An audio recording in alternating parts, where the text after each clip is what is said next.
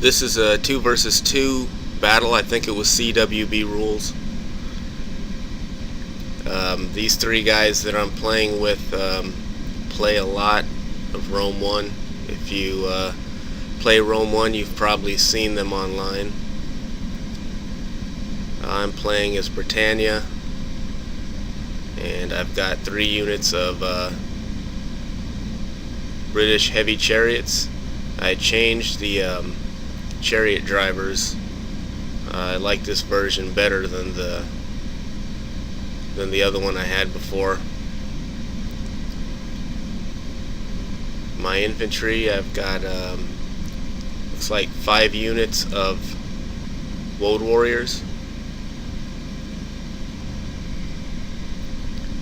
and 5 units of Head Hurlers, or actually 6 units of Head Hurlers, and then I took 2 units of Celtic Slingers. So this is the first time I've ever shown the Slingers.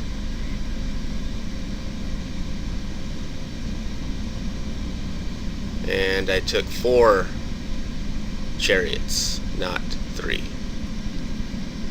Okay, my teammate, this is a Chevy 454 by 13. He has 3 units of Roman archers, and his infantry are all Praetorians. He's got 6 units of them, and he's got 5 units of Praetorian cavalry. Now the opponents in this battle, this is across from me, Roman Lulz. He's got 7 units of Numidian Slingers. He's playing as Carthage, by the way. And he's got 4 units of Carthaginian Hoplites, or Poeni infantry. It's the first time I've shown them in a video. And he's got 4 units of Celtiberian infantry. So this is the Carthaginian version of the Celtiberian infantry.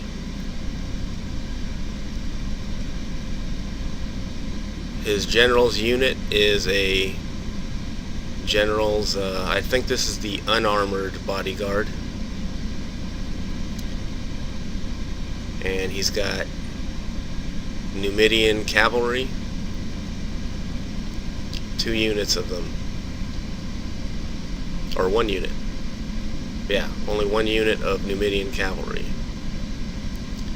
And his teammate is Chomsky, the funny gnome. He has 5 units of cavalry. 2 of them are barbarian nobles. So this is the Dacian version of the barbarian nobles. And he has 2 units of barbarian light cavalry, which I think this is the first time I've shown this unit in a video. And his general's unit is a barbarian warlord, but the barbarian warlord uses the same skin as the noble cavalry. So his heavy infantry, he's got, looks like 6 units of Oathsworn mercenaries. And this is the problem with Rome 1, is that a lot of factions share the same model. So this is a very Celtic looking Dacian swordsman, but there's not really a whole lot you can do about that, because if I make a completely different Dacian swordsman, one that looks like a Dacian swordsman should look, then the game files would have to be changed, and then you would not be able to use this mod online. So these guys look very Celtic, so I named them Oathsworn Mercenaries, just because I guess you can say these are Celtic swordsmen that are hired to fight for the Dacians, I guess.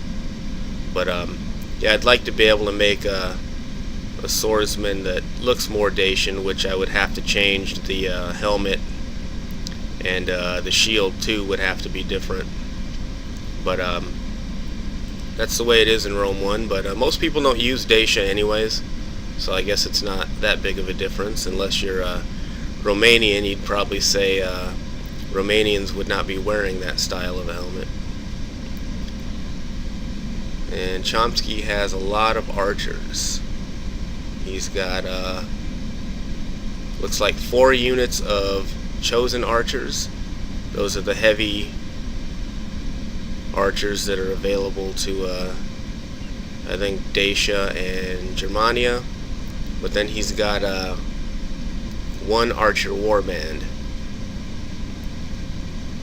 So this is the Dacian version of the archer warbands. But both of the archers are pretty tough.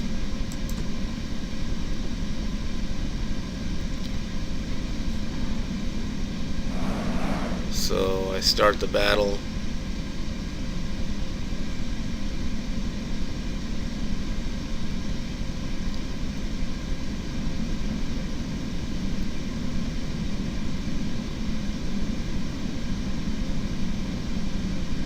I'm on the wrong side. I'd rather be going against Dacia because I could rush Dacia pretty easily, whereas Carthage with the Carthaginian hoplites is more effective at stopping a rush from woad warriors.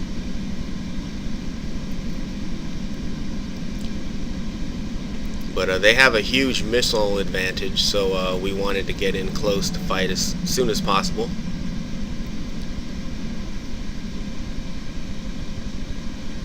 So I charged these 2 units of cavalry,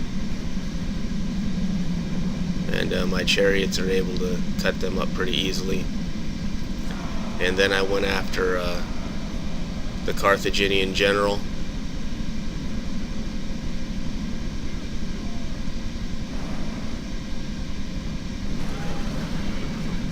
But my chariot unit lost a straight up fight with an unarmored general's bodyguard, which is pretty weird.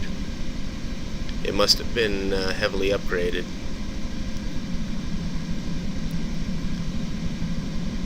So nobody is coordinating their attacks at all. I think we're just all really fighting on our own.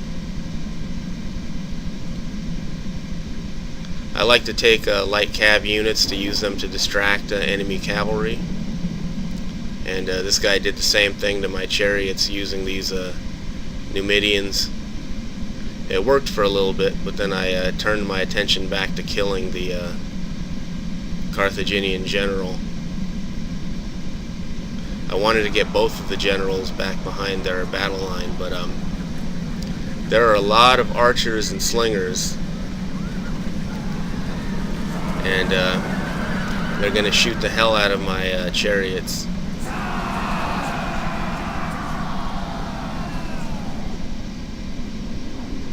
So that was dumb of me. But I'm really good at throwing away my cavalry right at the beginning of a game.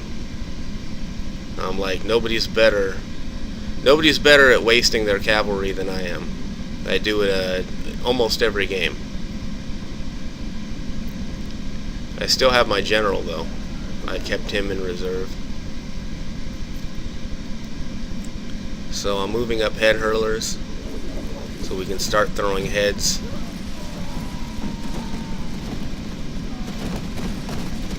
I want the Carthaginian hoplites.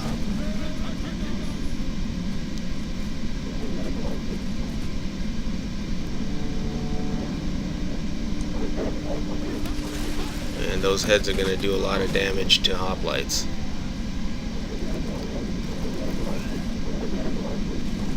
He's going to use his Iberian infantry to knock my head hurlers back. Enemy warlord is dead.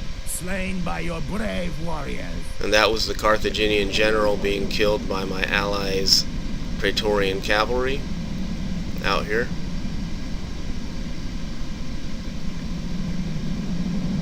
And now he's going to charge behind our enemy's battle line.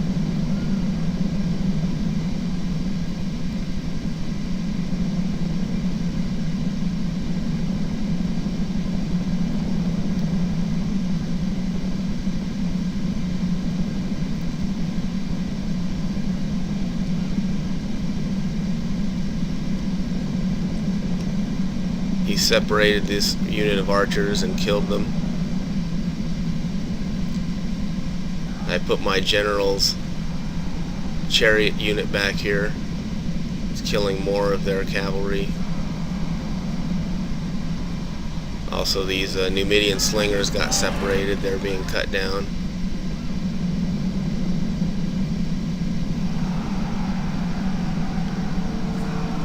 Mass Praetorian charge causes a rout of 2 of the oath-sworn units.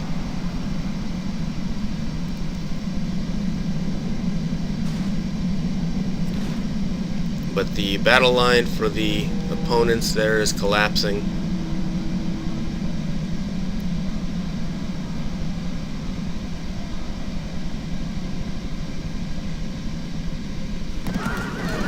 Warlord is dead. Dacia's not a very strong faction, and the Dacian player goes ahead and admits defeat.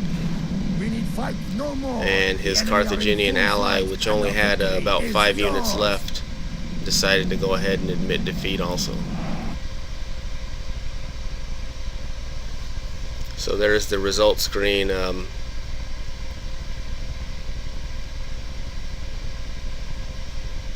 Taking Dacia's you got to be really good if you want to win with Dacia.